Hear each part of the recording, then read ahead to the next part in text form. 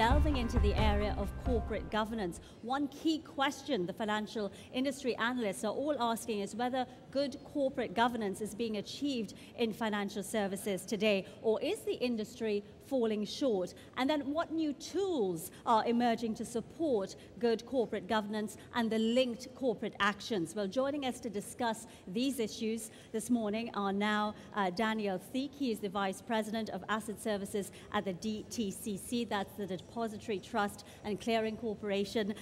Fabian Vandenreydt is the Head of Securities and Treasury Markets here at SWIFT. And Dominic Hobson joins us as well. He is the Editor-in-Chief of Global Custodian magazine. Gentlemen, nice to have you all with us. I want to start with you, Fabian, first of all, because it's the sort of thing that I keep doing here on Sibos television, because we've got people from all over the world, all different parts of the financial services industry. So we're talking about good corporate governance. Just give us the crux of what it is that we're trying to get people to pay attention to here.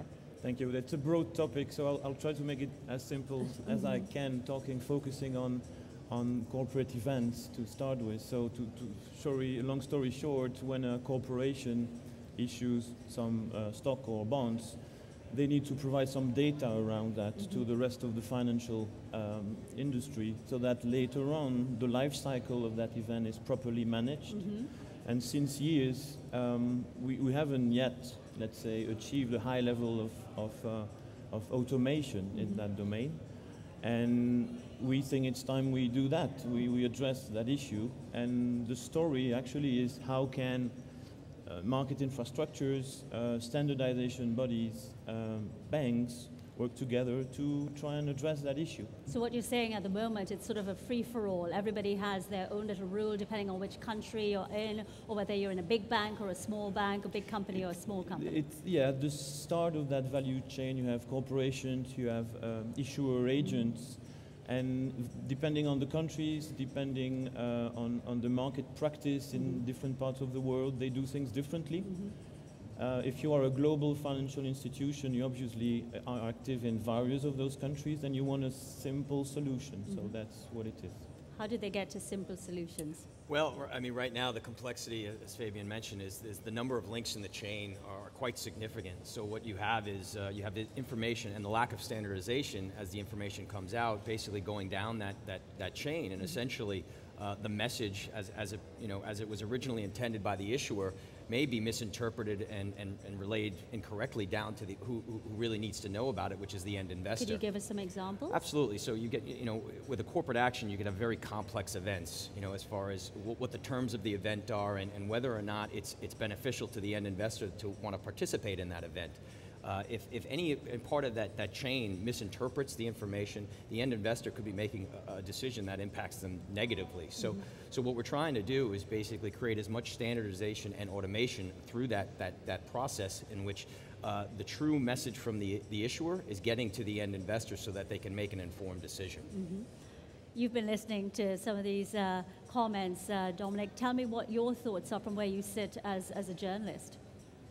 Well, what we talked about in the session I took part in was a very specific problem in corporate governance to which everybody knows the solution, namely the need to automate and standardize the exchange of corporate action information between investors and issuers.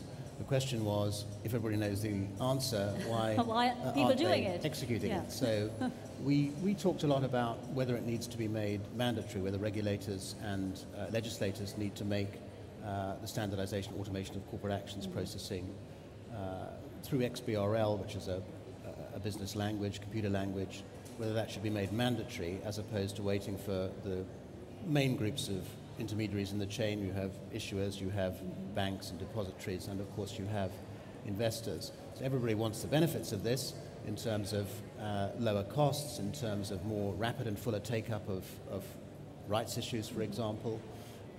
And indeed the custodian banks themselves would like to save the money which they're on the line for. They're acting as insurers in a very inefficient system where they pick up the tab if a corporate action is missed. So there's lots to gain, but nobody is adopting the right solution. You're going to come back on that?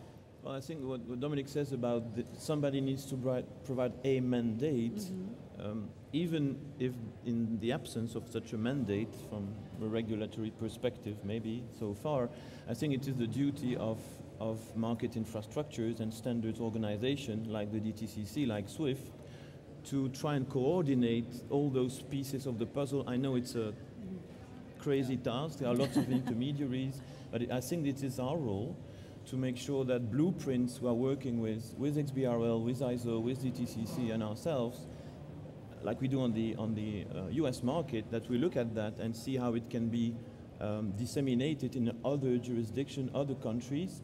There might be other solutions. There is no panacea, you know, but that seems to be a good blueprint. Our role at SWIFT as a standardization organization is enabling banks with a standard, is coordinating the parties, and globalizing the blueprints. That's what we see. Right. I think that the issue of a mandate is going to obviously be a critical one that needs to be addressed. But without that, I think the real driver in changing the way this process works today is there's going to unfortunately have to be a fairly public problem that really impacts the end investor. What we saw with financial statement reporting in the US market was that financial statements were becoming so complex that the end investor really couldn't interpret them. Yeah. So XBRL became the solution for that problem.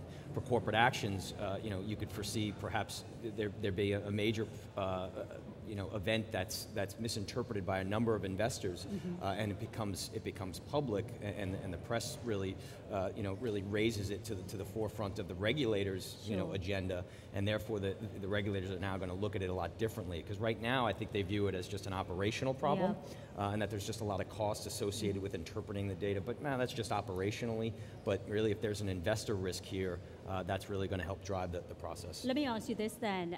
What do you think, if we don't find a solution, we don't get our acts together pretty quickly, what would be that big story, that big event? Right. I think you're going to have a number of end investors that were basically had a negative impact on an investment as a result of not being able to interpret something clearly, and having it so widespread that it becomes a, you know, a more public issue at that point. And it could be based on an event that they had to elect, and it was just unclear to them that by not electing they're going to be worse off, and perhaps, you know, collectively they didn't participate, or could be you know, talking about corporate governance, it could be about you know, reshaping the governance structure of an organization and not interpreting really what they were being asked. So from a proxy standpoint, perhaps. Just have about 30 seconds left. I want to get some final comments from both of you. Start with you, Fabian. I think here we have an opportunity, but I would even say a mandate ourselves to prevent a crisis, or trying to prevent rather than, you know, pick up the pieces after. And I think that XBRL, ISO, and DTCC and SWIFT just need to keep on working together to do that. Okay. We actually took a vote on whether XBRL should be made compulsory or not. At the beginning of the session, 95% thought the only solution was to make it mandatory. When we took a vote at the end, it was 98%. Now that's not ridiculous, because XBRL is already compulsory in the United States for submission of 10Ks and 10Qs. All right, well, thanks very much to all of you for joining us, Dan, Fabian, and Dominic, here on Sibos TV.